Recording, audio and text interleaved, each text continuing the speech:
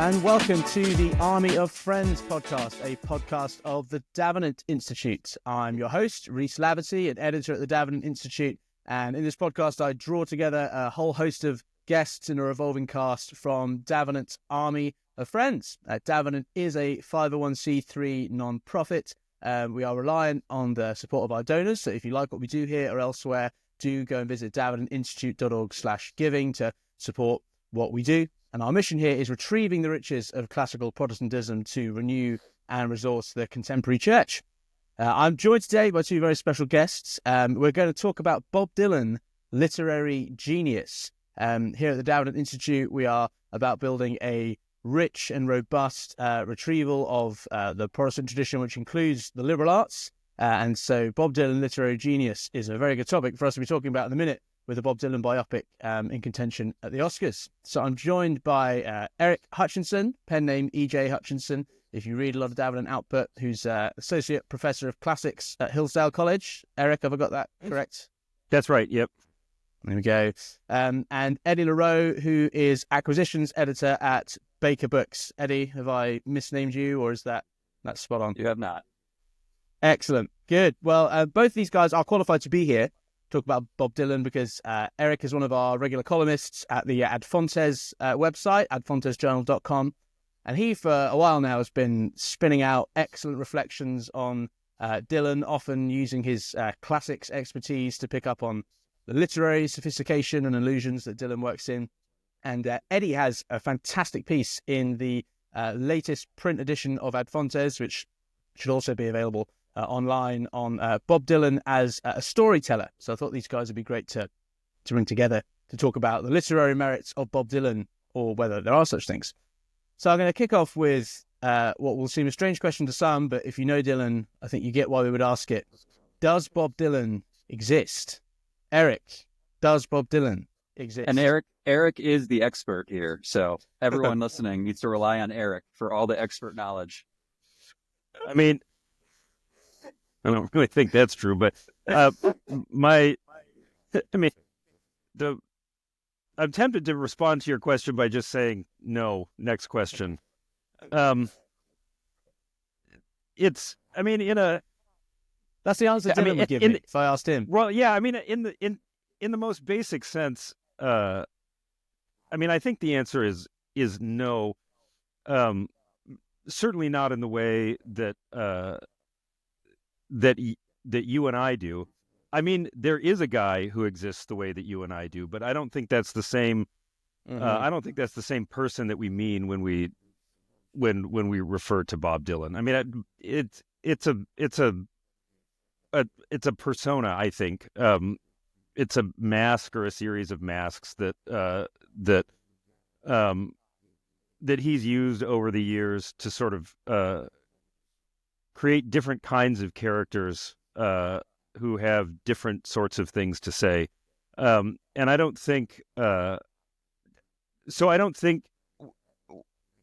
personally at least, I don't think we want to draw a really hard connection between the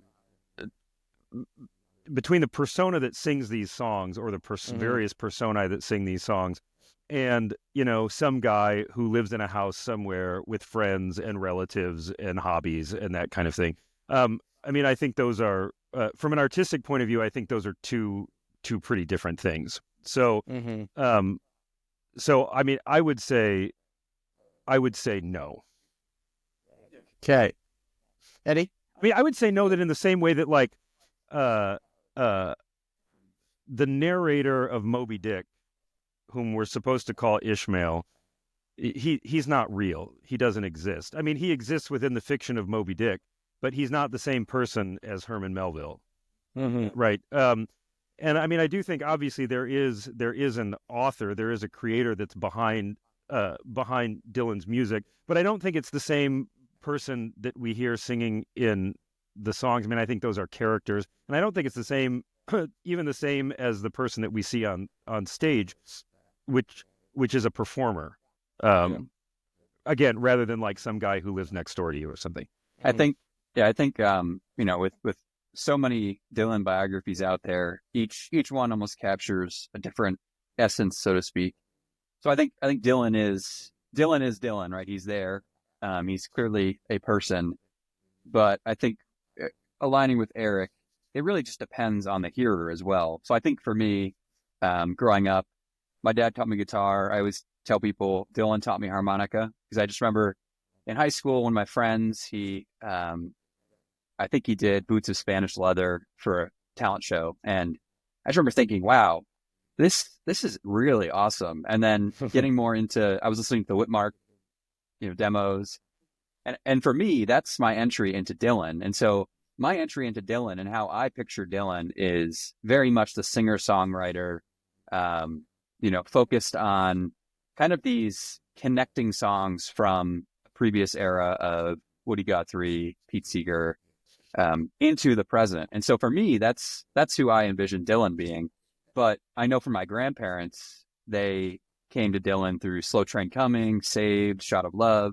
So for them, the Dylan that they experience is totally different from the Dylan I experience.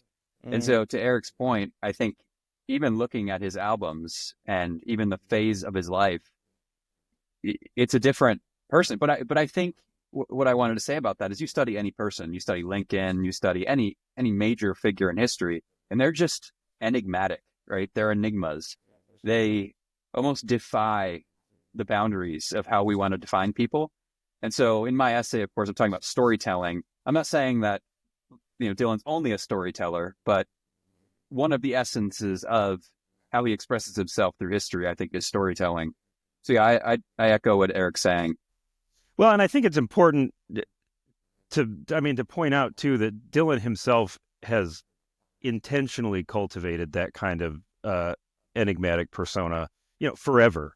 I mean, from the very beginning, really. And I don't really think that's changed. And I do think that there's an artistic purpose to this, which is that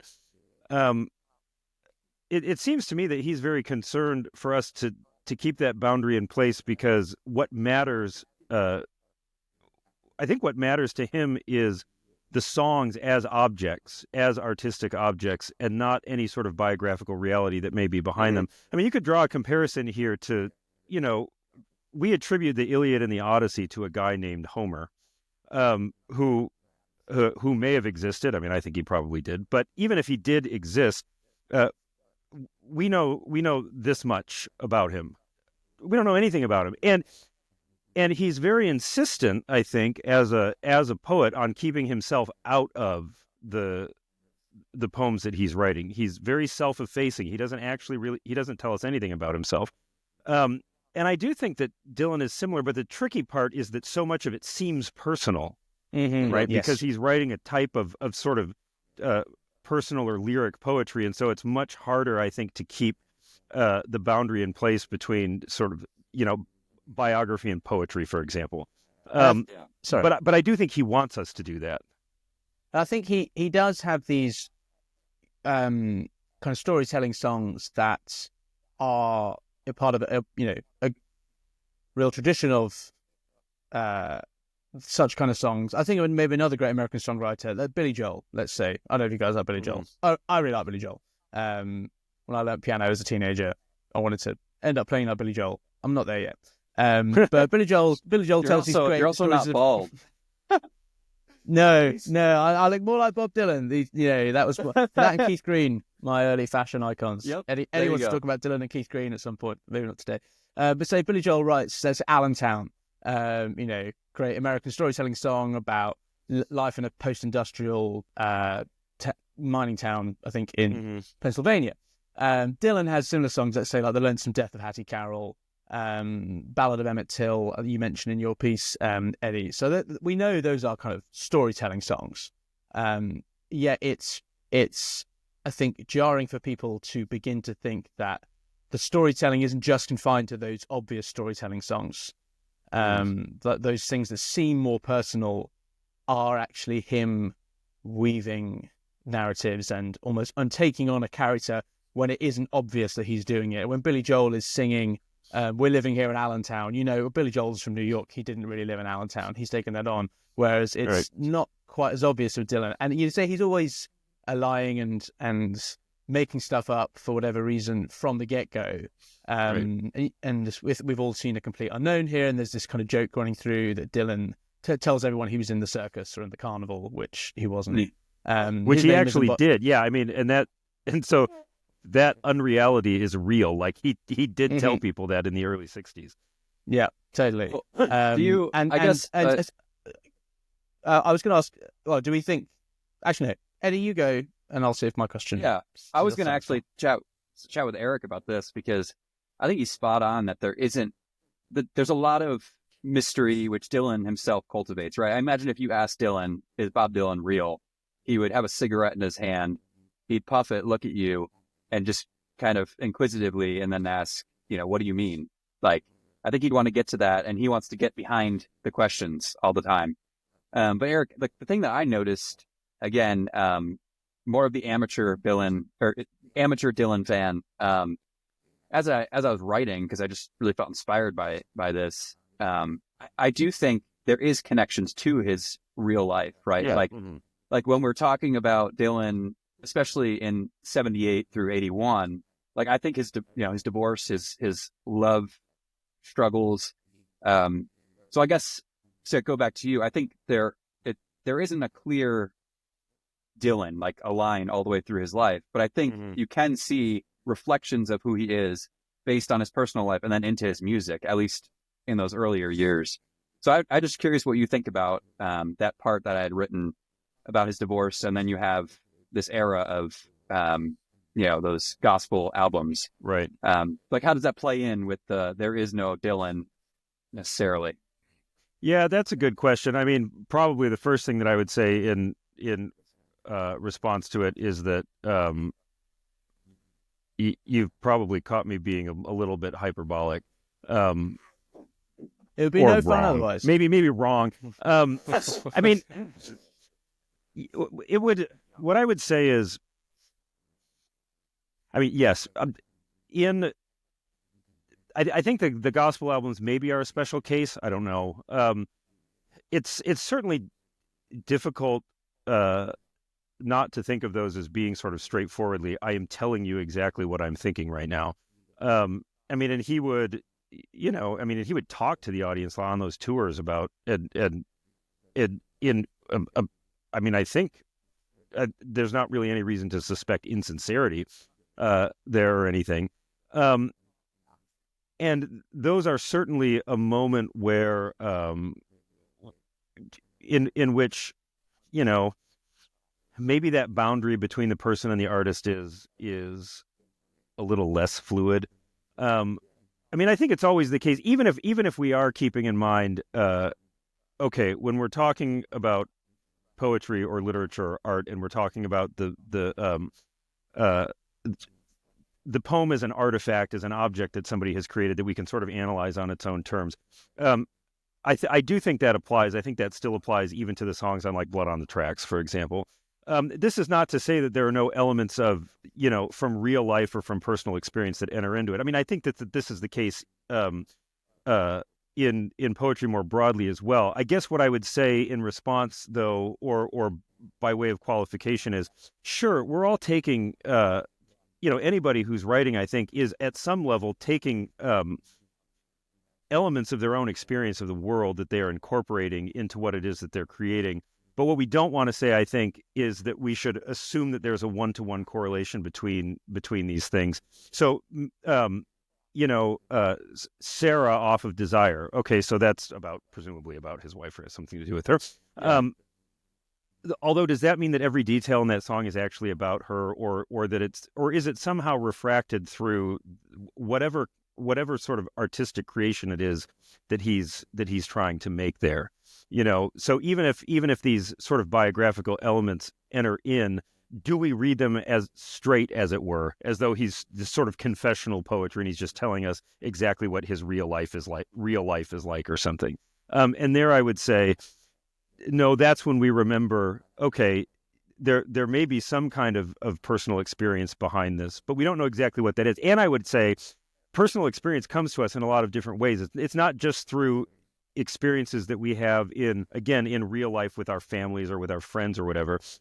personal experience comes to us through reading and listening and watching as well. Like if you read a novel, you're living in a different world, but somehow vicariously experiencing whatever it is that's going on there, that can then be sort of somehow incorporated into the way that you think about the world and the kinds of things that you write and say about it. And I think that's certainly true in Dylan's songs, so that we can't even say, well, if it's coming to him, if this inspiration or this event that he seems to be talking about, if he's getting that from reading, if he's getting that from a book, does that make it not real? Or is it just a different kind of experience that he's then incorporating? That was kind of rambling, but I don't know. Those are some. No, I get it. And I think just to piggyback off of what you had said there are multiple, I mean, if you look at his history of his songs and just the different biblical allusions that he has, even from the beginning, and then you move into his gospel. I guess to your point, it's not like there was a moment and then all of a sudden this guy is like, oh, I'm a Christian now. I mean, that did happen in some ways, but like his music had always showed that. So in some ways, and I think, I think on the album, on Street Legal, which was actually one of my favorite Dylan albums, but the album that comes right before the three gospel albums, I think a lot of that's pretty clear already there too. I mean, there's a lot of sort of religious, theological, biblical stuff on that album that is, I mean, where some of these things are in place. Sorry. But then, I Dreamed I Saw St. Augustine. You read through that and you read through the lyrics there, and it's like there are three different events happening, and it's not super clear. So even within his songs, it's not like there's often a clear, beginning and end. I mean, with that song, there's debate over what he's talking about. Is he talking about St. Augustine literally? Is he talking about himself as St. Augustine? Is he talking about Christ at the end? And so I think even within his songs, there's a mysterious element that isn't easy. I use that one as an example because it's one that I just never could grasp my mind around. It's just, who's he talking about? Right. And I think that's one that is sort of intentionally, obscure. I mean, as you mentioned in the article, he kind of indicates that that Augustine was martyred, which he wasn't if he's talking about Augustine of Hippo, but presumably he knows that. It's at least plausible that he knows that. And so if he knows that and is then saying this anyway, this sort of mixture of fact and fiction, it happens in stories that he's telling that were even sort of in the news, like in stuff from the first period in the early 60s, something like Lonesome Death of Hattie Carroll. It's not like everything that enters into those songs is fact, but it's still sort of, massaged or changed or altered or for the purpose of the story that he's telling. I think that's Guthrie, that's Seeger. They had a way with telling the stories that, it's their focus is more the end goal of, this is the message I'm conveying, less so like I'm telling this factual account from through. I think that kind of gets at the heart of that through line, right? Their focus was more, I'm sharing this message of social change, et cetera, et cetera. And I think Dylan took that to heart in a lot of his songs, like The Death of Emmett Till, where, he's not worried about hashing out exact details of things. I mean, he read the papers, he knows kind of what happened, but it's just more trying to stress through this story, share through the story, this sentiment. But Eric, one thing you made me think about was, we were talking before we get on about the Nobel Prize. And in the article, I did a little bit of digging into the little debate that people had. And I loved some of the funny pieces that people said. Anna North, it was New York Times, she wrote, "Bob Dylan does not deserve the Nobel Prize in Literature," end quote. There was she said, he's a brilliant lyricist, and he has a book of poetry and an autobiography. And then here it is. But Mr. Dylan's writing is inseparable from his music. And I wonder if one of the reasons they struggled so much when he was awarded that is what we're talking about, is that they couldn't quite grasp Dylan, right? They were wrestling. They were thinking, oh, this guy who, he sings songs, they're nice, but maybe they didn't really realize the mosaic of his life and that he was. But that made me think of that. Maybe that's the underlying question that these people are struggling with is like, wow, he's a great musician, but what else is he? And that gets to the point, like, you know, we all have different views of who Dylan is, and I think for them it was incomplete, at least from what I think. Yeah, and he certainly doesn't fit the profile of the writer, I think, that they're sort of used to seeing. And you know, this may be one thing that was either puzzling or maddening for some people who responded to him getting that award is, you know, in a lot of Dylan's music, you have this sort of marriage of incredibly sophisticated use of language and imagery, delivered in the mode of art forms that are usually considered low or popular or whatever, as though those two things can't go together. So that there might be some objection of sort of, well, he's just a singer or whatever. And it's like, well, Orpheus was just a singer, you know? I mean, well, he also wasn't real, so that's a good connection with Bob Dylan. But well, hey, if anybody in Greek mythology is real, Orpheus is in with quite a shout, isn't he? Also, I want Eric to be able to singer, right? Yeah, wait, right, exactly. So it's like, you know, I don't know. I was going to say there's an economy of language there, isn't there? And I think you wrote recently about something on Dylan and Hank Williams. Yes, as these sort of plain songwriters, but it's a plainness of language which is almost biblical. You think about how terse the say the narrative of Genesis 3 is, yet it is, you know, one of the foundational texts of the Christian faith, the Jewish faith, Western society, and you know, in Perelandra, C.S. Lewis's second Ransom trilogy novel, he kind of replays the fall, and in some ways it's like he's taken it and it's almost like doing it in slow motion and showing you how much is going on underneath this very terse narrative. And I feel like Dylan in the Nobel lecture, where he talks about three great texts to influence him, Moby Dick, All Quiet on the Western Front, and the Odyssey, and then just hearing him hold forth about these three texts, and he doesn't even really talk about how they link to anything specific he's written, I don't think. But it's kind of like taking the lid off of his own songs, seeing these huge kind of, it's like, I don't know, it's like in Lovecraft, kind of peeling back the layer of the sky and seeing the kind of Lovecraftian giga monsters like above that you don't normally see, and then cover it up again. It's like pull back the hood on a Dylan song, and Melville and whoever wrote All Quiet on the Western Front, and Remark. And Homer swirling around in there, and then you put it back on. It's like, oh, okay, that's what's going on inside. And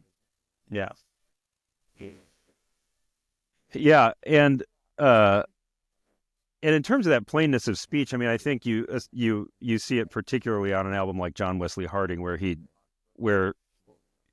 really sort of goes for that idiom. I mean, although I think, you know, one of the things that's most impressive about him to me is the number of sort of different registers he can work in. You know, so the sort of lyrical style changes pretty drastically over time. Well, see, there's plain speech, and then there's like the Ballad of a Thin Man, which is, you know, kind of high as a kite amphetamine Dylan on one level, so you know you're not quite sure what's going on there, but yeah, abstract, bizarre, Ginsbergian sort of weirdness. And he may be drawing one of the characters from Joseph Conrad's novel Victory there. I mean, there's all kinds of fascinating stuff, and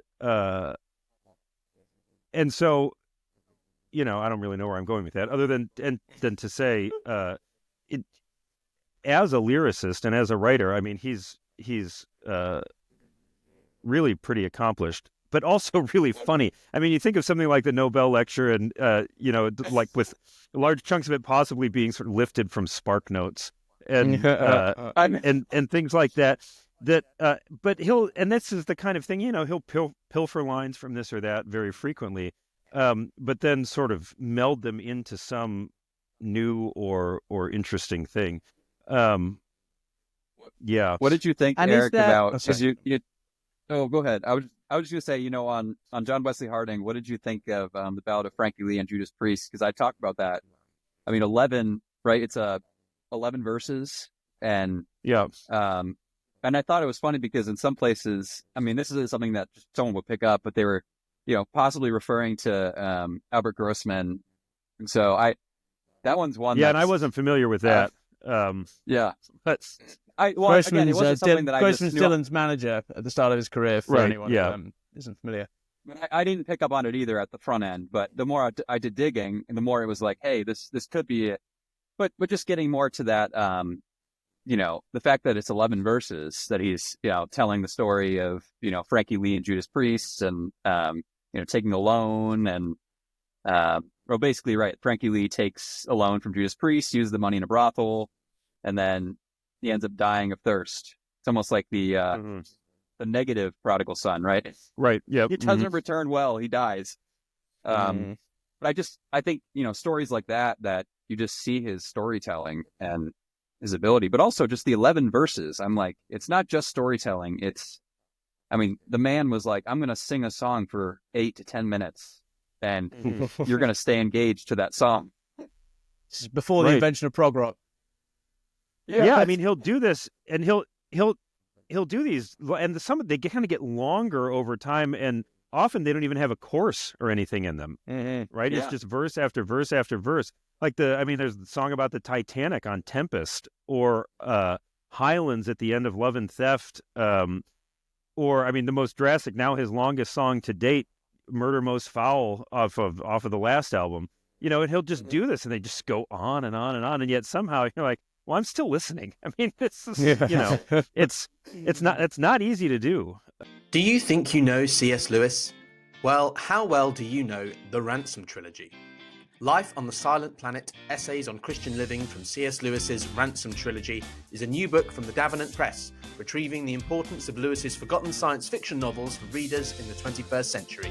Contributors include Michael Ward, Holly Ordway, Louis Marcos, Joe Rigney, Joseph Minnick, Jake Meador, and more. Get it now at davenantinstitute.org or find it on Amazon. So, Do anyway. you guys? Sorry, just we could wax lyrical about his lyrics all evening or afternoon where you guys are. I want to ask before we get to the end whether Dylan is actually just an aesthete who is doing this all for fun, and whether it's all sound and fury, signifying nothing. Because as we've said, he's doing this, making up backstories for himself when he rocks up in New York in the 60s, and has he just been doing the same thing ever since?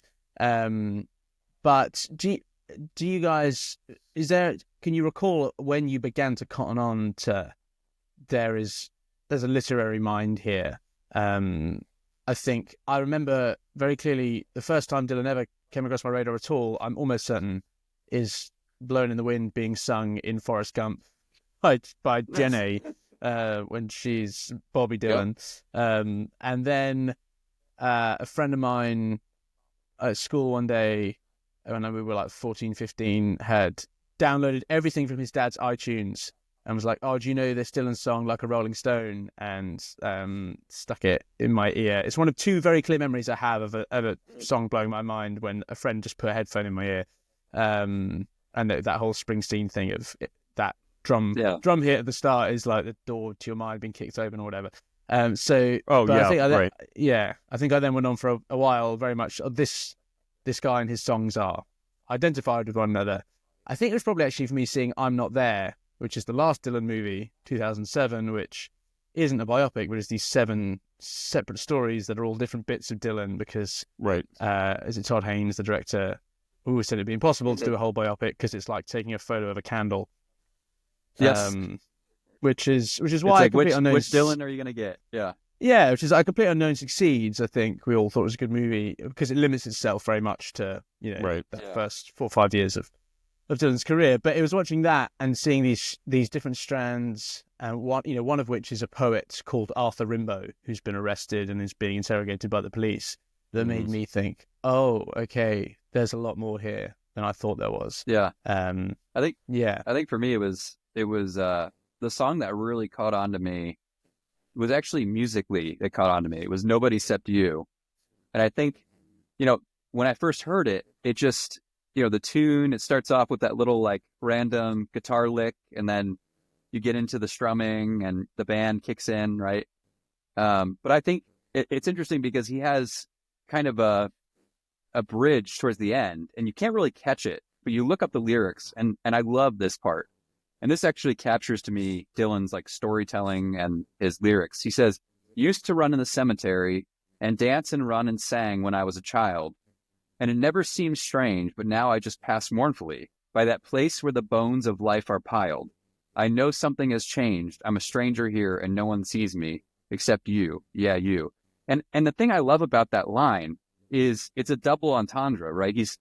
The song is, you could take it as a love song, right? I'm in the cemetery, everyone's dead. The only person who sees me is you. But the other edge of that is, this is in 73. It's an outtake from 73. So before that 3 album period, but is he also referring to something great, like God seeing him? He's in the presence of all these dead bones piled up. Life is kind of, and I think for me, that's the lyric that hit me. And I realized this guy is more than just, a fantastic guitarist. He's got fun licks. He's a social critic. There's something more to him. And I think Keith Green, I found that quote. I don't know exactly, but he said, I don't have it verbatim on the top of my head, but I remember reading it the other day that Keith Green called him a prophet who needs to be saved. And this is pre his salvation. And so I think that is what captured me with Dylan, was just how this guy was able to craft lyrics that so aptly describe the human existence and the search for meaning and for God. So yeah, Nobody Except You was really the one that got me. Yeah, I think for me, I'm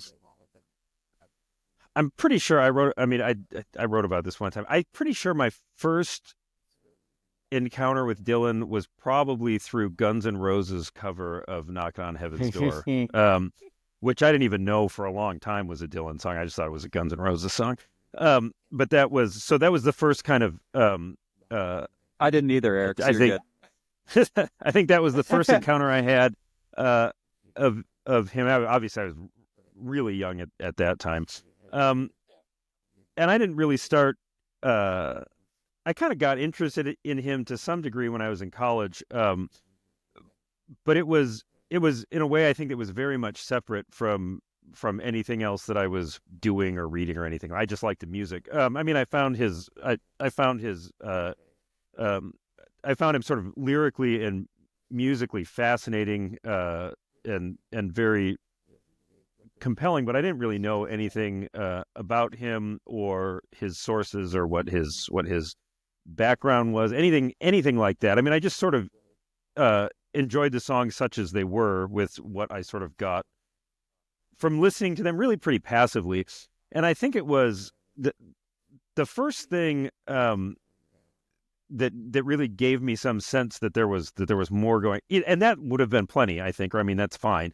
But the first thing that gave me some sense that there was something more happening here, and in a way that was kind of beyond anything else that I'd encountered, certainly in popular music before, was an article by Richard Thomas, who's a classicist, and has mostly worked on Latin poetry, called "The Streets of Rome: The Classical Dylan," I think was its subtitle. And he's written a bunch of other stuff on Dylan since then. But I read this, and he's talking about these allusions in Dylan stuff from the late 90s and forward to Virgil and Ovid and stuff like this. And I'm like, wait a minute. Because of course this is also sort of what I do. And so hang on. And so I start looking at this, and then you realize, and you start digging around a little bit, and then you can find other people talking about similar sorts of things in terms of Dylan as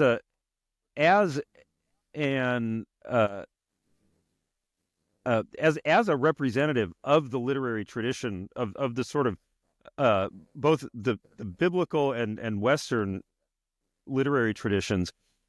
And once you start I don't know. For me, it was like once you start knowing that you should be on the lookout for that kind of thing and start reading around a little bit, you discover, oh, wait a minute. I mean, no, this actually is real. This isn't just sort of wishful thinking, I don't think, but this is something that he's actually doing. And that kind of gave me a new and much greater respect for him, as what we might call a literary figure. And I think that's really continued through a lot of, all of the recent, or most of the recent stuff that he's done.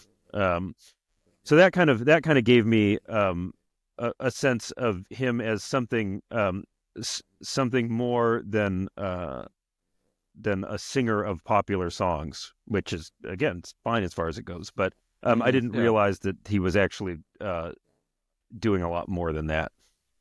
And I Eric, like there's a story. You've written. Oh, sorry. I was going to say Eric's written so much about those sort of classical allusions, or suggestive places where you found them.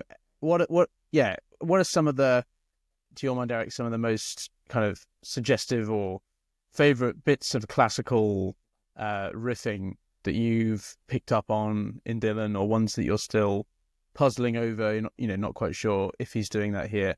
What are the ones that stick out for you?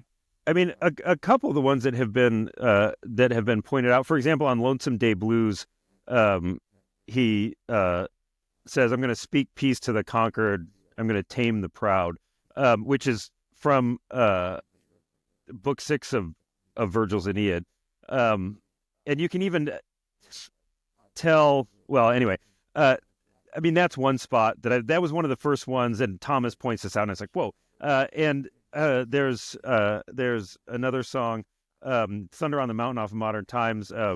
He says, "I've been sitting down studying the art of love. I think it fits me like a glove." So this is a reference presumably to Ovid's Ars Amatoria, which we would translate into English as the art of love, this poem that he wrote on the art of love.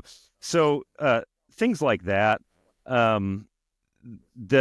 I think you see it even on, I don't know, for example, on a much hated Dylan album, I think, by a lot of people, which I love, called Empire Burlesque from 1985, which is where he was using like drum machines and sequence and all this stuff. And it has a quintessentially 80s sound and a quintessentially 80s cover. On the song called "Seeing the Real You at Last," one of the verses is, "Do I sail through the storm strapped to the mast, but the time has come and I'm seeing the real you at last."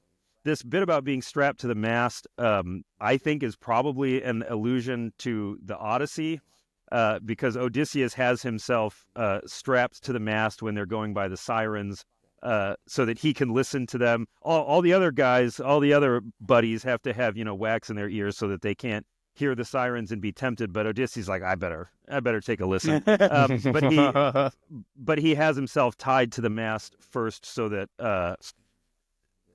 even if he wants to, sort of go off and get sidetracked by the sirens, he can't. And I think that even might be a little touch that's coming from the Odyssey. So actually, one of the things that I'd like to look at more is I think the position is, and I think Thomas's position is, that a lot of these sort of classical allusions start especially on Time Out of Mind in 1997 and afterwards. And I think at least that it's plausible that some of this he was doing even before that. I think this is potentially one spot on this 85 album, but I think there might be instances earlier than that as well. So I think he's always been somebody who's been influenced, admittedly in different ways at different times, by the literary tradition. But I think even some of the ancient stuff, and I mean, and Thomas would say this too. If you think of a song like "When I Paint My Masterpiece," the streets of Rome are filled with rubble, ancient footprints are everywhere, that kind of stuff. He's obviously thinking about the ancient world already very early. I think Thomas's contention is more that he's starting to kind of allude to it and quote from it more directly later on. If nothing else, there certainly is an uptick, an increase in that kind of thing. But I think the more you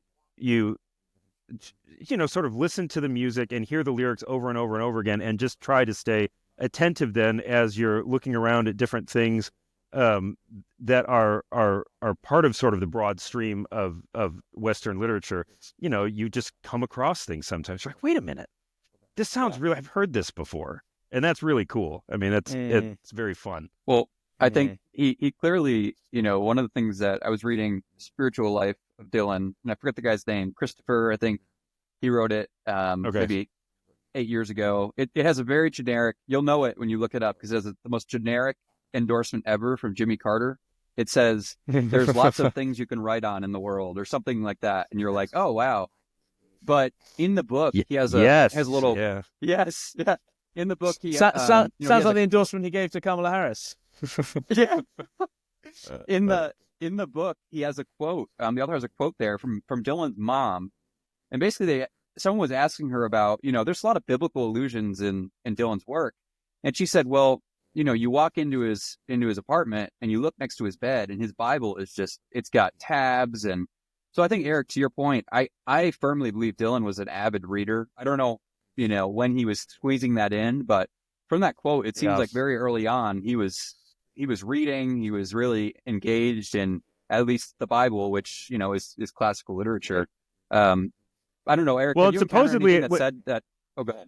Yeah. I mean, when he was up in Woodstock, when he moved up there and after the motorcycle accident and stuff, apparently, can't remember where I read this, but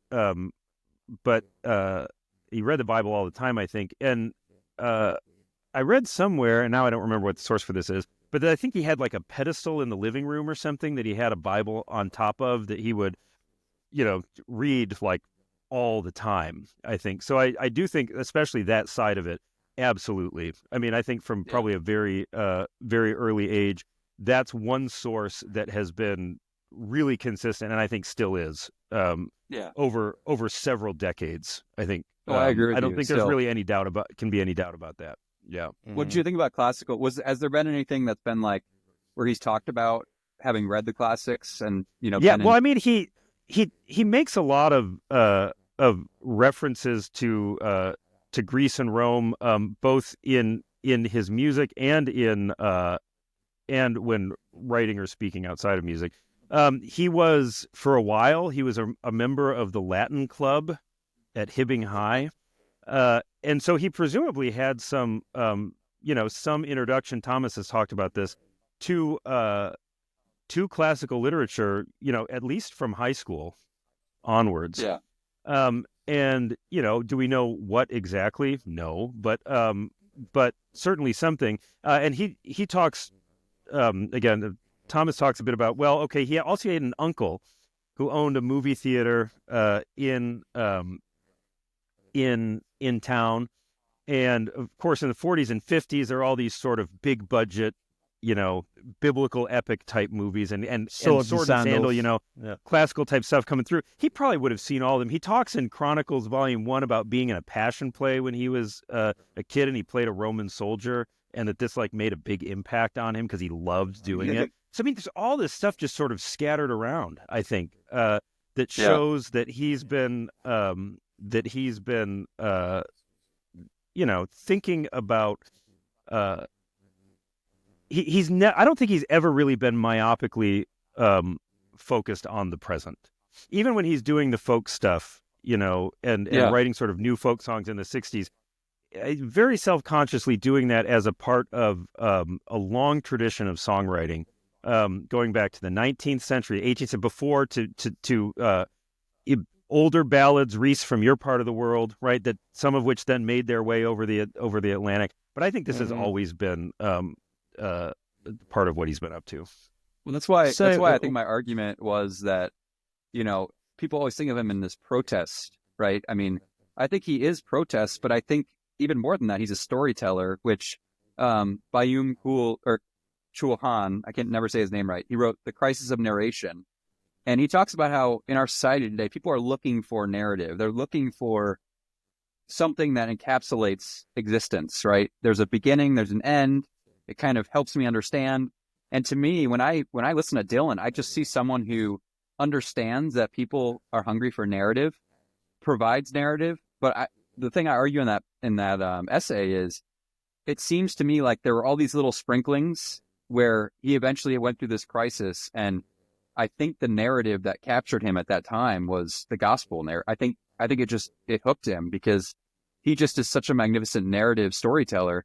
So I mean, I think he's definitely a protest singer. I'm not denying that, but I really think the storytelling aspect, Eric, to what you said, he's following a deep line where people are wrestling with, existence, meaning in life.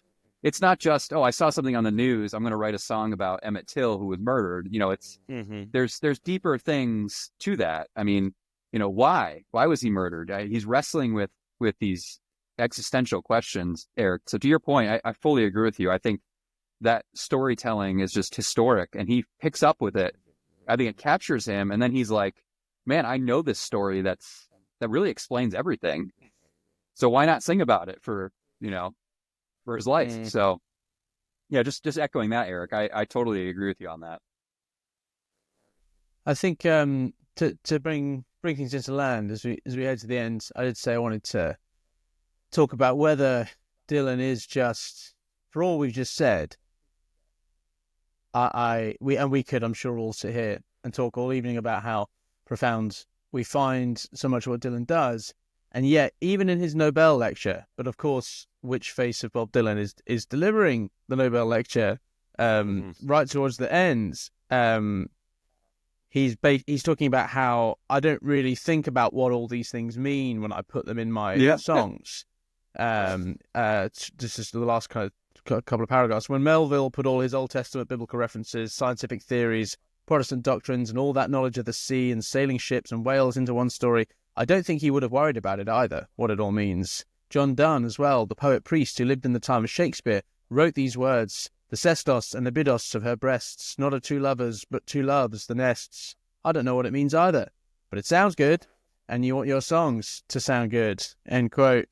So there's still that hint there of, it can seem like he's simply an aesthete, and he just wants something that's going to sound good, that's going to go down well. We've not really touched on, I think this is, as much as literary genius is underappreciated, Dylan as performer, both in a concert and as a musician, and in many ways he's a blues musician at the end of the day, and that's blues and rock and roll is what got him going as a teenager.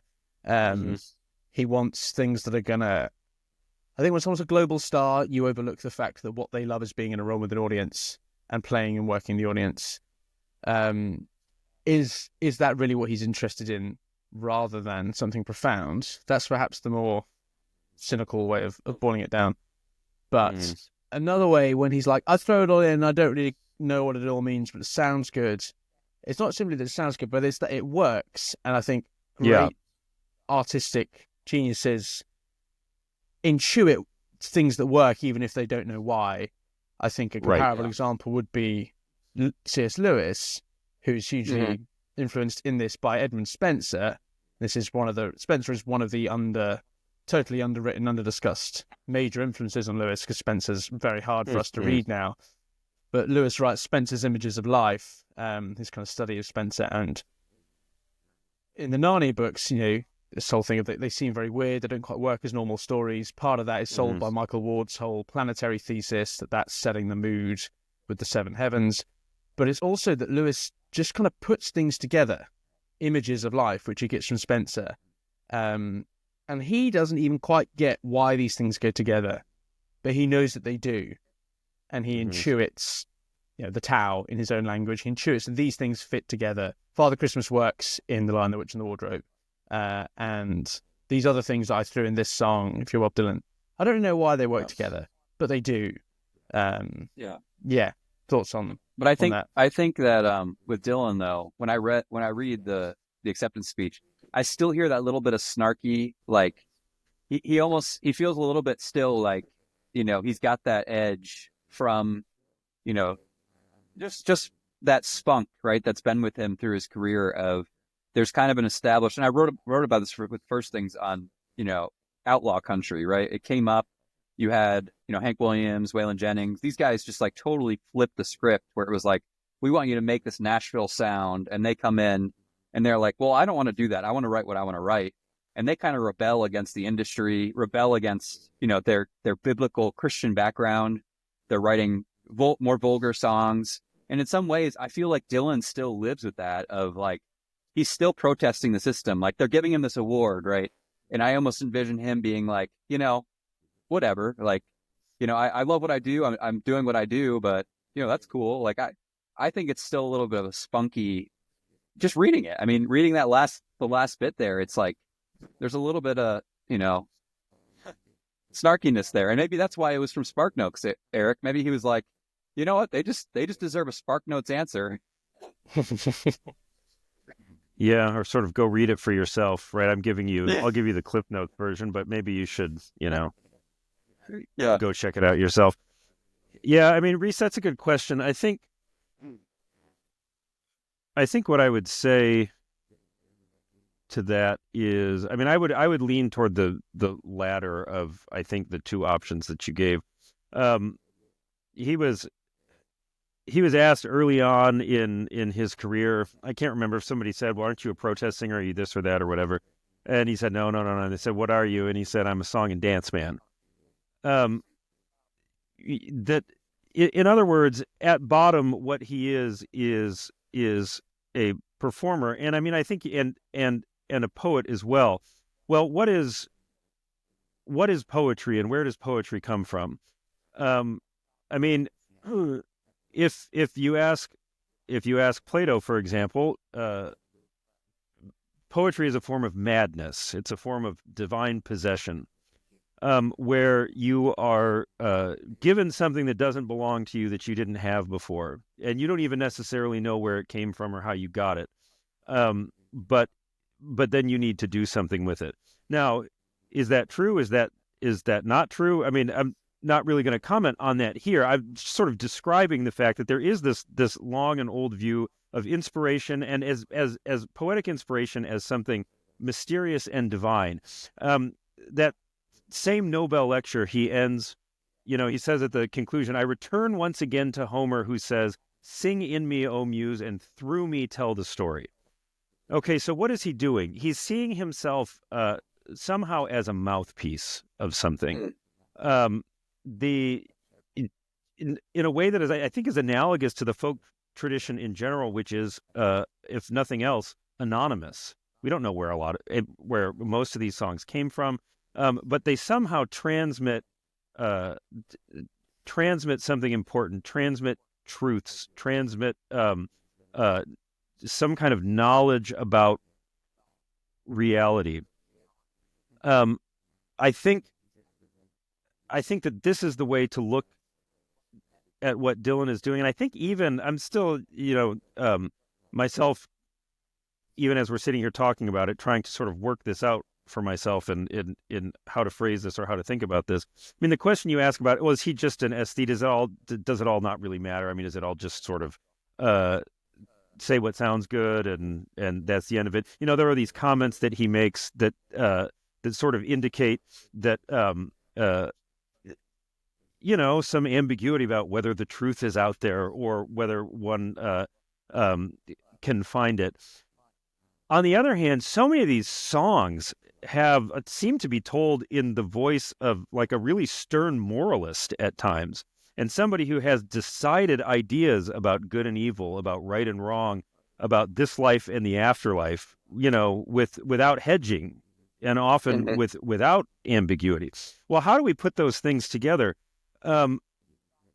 Is there some sense in which Dylan is an amoral moralist or something? And I think the way that as I'm thinking about it and as we're talking about it, he wants to, I think, transmit the tradition of songwriting and storytelling that has existed for hundreds of years, that within the songs themselves do make claims about reality, do make claims about what's true and what's not true, what's good and what's evil. But he himself is only the mouthpiece for those things, I think. I mean, I wouldn't be surprised if he saw himself sort of in this way. He's the mouthpiece, the deliverer of these things, but he's not going to tell you what to do with them. Mm-hmm. So he's not then going to step outside of the song and say, therefore, you must go do this and this and this and this. And you must think this and this and this and this. I think he wants to let the song speak and confront the listener with whatever it is that the songs say, which he may or may not understand all the time, as I think artists often don't. I mean, this is connected to what we think about inspiration and all the rest of it. But he wants to confront the listener with those things. But ultimately what they do with those things is up to them. And I think he just sort of leaves it there, which is not necessarily so satisfying if we say, well, we just want you to tell us what to think. And he's always sort of said, well, I'm not going to do that. It's not my place. I'm not going to do that sort of thing. But insofar as we can kind of maybe say, okay, that's not what he's up to. He's up to this other thing. That then leaves a great deal of responsibility, I think, with the listener to say, okay, what am I going to do with this? I find this beautiful or powerful or meaningful. Okay, why? And sort of go from there, if that makes sense. I don't know. Yeah, that makes you think of go on, Eddie, and then I'll I was just going to say, with the times are changing. He there's a comment he makes about it. Someone asked him about the song, and he just said, "It's what the people want to hear." But I think, Eric, what you're saying there, what I draw from Dylan is it's what the people need to hear.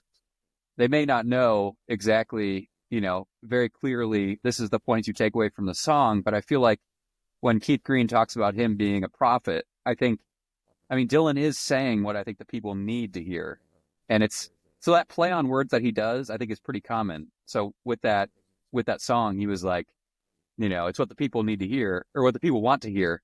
But I don't think that's actually what he thinks about his music. Like, I just think his public persona to me is one of mystery. Like you said, it's carefully crafted. I don't think he's going to come out and be like, I wrote this song because I was moved by this event, that event, that event. Because, Eric, to your point, he's not trying to tell people what to think about. He thinks that there's a message he's giving out. And, the times are changing. I mean, it's a clear point. It's happening in the 60s. You got all this stuff going on with Vietnam. I mean, it's very clear what he's talking to, but the way he wrote it, it still resonates, right? You better start swimming or you sink like a stone. I mean, so to your point, I fully agree. But I think there is a little bit of like, I don't know if he has a chip on his shoulder or what, but he's constantly doing that with the media where they ask him, whenever he does talk to people out in public, that they'll ask him questions like that, and he'll just be like, here's a generic answer to get you off my back, but it's not really what I'm thinking about this. And I think Complete Unknown actually captured that a little bit, right? The one guy was like, "Hey, Dylan, do you really think songs can change things?" And the guy responds back to him, and Dylan responds back to him, Timothy Chalamet. He's like, "Well, they change chords, right?" They change right, keys. exactly. Like, Yeah. I think they tried to capture that where he does that sometimes, where he's just like, I'm going to give you an answer, but this is not actually what I'm, thinking. Yeah, it's a deflection. I don't know. It just, yeah. Well, I think even in his two greatest protest songs, and I'm happy to call them that, but depends rather what you mean by them, which, Be Blown in the Wind and Times They Are Changing, they are moralizing in their way. I think Eric's right to say that. Yet they are, I compare it to like, Blown in the Wind, A Song of Questions, to Edwin Starr, War, what is it good for? Absolutely nothing. Say it again. Right. That's a different kind of question song. And obviously Blown in the Wind is actually a sort of Ecclesiastes, like, sort of diffident song of resignation. And even the Times Are Changing, even though it is sort of, it's full of imperatives. You better start swimming, sink like a stone, etc. But it's sort of just declarative. The times they are changing. It's in its way very detached. It could be interpreted by multiple people. I mean, the message is clear, but the exact. But then he sang it at Obama's inauguration ball in like 2008, so it's clear that he has some stake in how this song goes. But they're not entirely straightforward. And all that you were saying, Eric, there, kind of in his relationship to the songs, it put me in mind of another line in A Complete Unknown, but when he knocks on his ex-girlfriend's door in the middle of the night and says, "Oh, when people ask where do the songs come from? What they really mean is, why did they not come to me? Comes to yeah, Yeah. right. Yeah. It was like a jealousy. Okay. Like he, Right, they yep. painted him as feeling a little bit jealous. Mm-hmm. Yeah, the people who or are sorry, the possessed people. by this demon. The Well, the people people being are, but then jealous he's of sort him. of, yeah, in this sense, maybe he wishes they weren't coming to him, which is a recurrent theme among, Christian mystics and people possessed by It's a oracles. burden, right? I think it's a Yeah. burden. I think he knows there's. I mean, the movie did a great job portraying this. The man was possessed and is possessed by music and possessed by writing, and I think he's got this burden of like most people who have this gift, he's got this burden of releasing this pressure of I got to write these songs out. But then on the as you're walking through life, he's dealing with relational struggles. To have all this press, all these people just swarming you. I get it. I get why he's doing that and why he's remained so mysterious. I mean, how could you have time to do what he's done? Yeah. Yeah, well, so I mean, yes, there may well be, and I think likely is a sort of self-protective aspect of this. But looked at the same time from an artistic point of view, I think the other thing that the kind of constant deflections do is point attention again and again and again back to the music, which is the thing that he really wants to talk about, rather than politics or whatever the big issues of the day are. So I think it probably serves at least a twofold purpose there. Yeah, definitely. And none of us went to see a Pete Seeger biopic this this winter, so that maybe tells us something. Although I thought Ed Norton was the best performance in it. I know he was great. He was top draw, really, really great. Yeah, right. Well, I'm going to bring us into land there. We could carry on, as I've said a couple of times, but this has been excellent. You can look forward to more from Eric, I'm sure, in his ongoing observations at that's probably true. FontesJournal.com. Yeah. I mean, I'm deep in Dylan at the minute. I'm back in the demos and the offcuts and the B-sides at the minute. So who knows? Maybe we'll all chip in. But Eddie's article is going to be in the may be available by the time this comes out, or soon enough in the newest print edition of Ad Fontes. Both these guys have written reviews of A Complete Unknown. Eddie's is at First Things. Eric, yours was at Modern Age. Am I right? That's right. Yeah. And have other things on Dylan floating around as well that you can definitely go and find. But thank you. We both liked it, Eric. Yeah. We all. I thought it was great. Yes. Yeah, I was very impressed. And I got to tell the guy next to me to put his phone away, so it was the perfect night out at the cinema for me. Nice. Dylan would have been happy about that too, I think. Yeah, amen. Yeah. Right. Well, thank you so much, Eric. Thank you, Eddie. That brings us to the end of this edition of the Army of Friends podcast of the Davenant Institute. Listeners, if you've enjoyed, please like, share, subscribe, leave us a positive review or comment wherever it is you are. These things do really help, especially as this is a new-ish podcast from the Davenant Institute. And like I said, we are dependent on your donor support to do all that we do here. So visit davenantinstitute.org and you can go to the giving tab at the top and donate to support our work. But my name is Rhys Laverty. This has been the Army of Friends podcast. And until next time, goodbye.